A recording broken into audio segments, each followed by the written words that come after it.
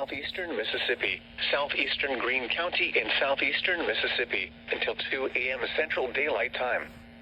At 1:25 a.m. Central Daylight Time, a severe thunderstorm was located 5 miles southeast of Leakesville, moving southeast at 35 miles per hour.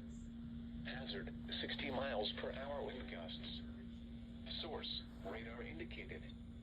Impact, expect damage to roofs, siding, and trees.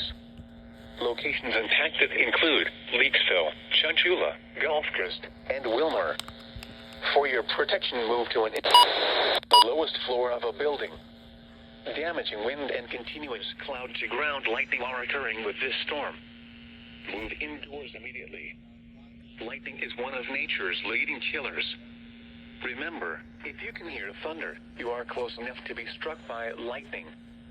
Repeating, a severe thunderstorm warning has been issued until 2 a.m. Central Daylight Time for the following county: George, Mississippi. A strong thunderstorm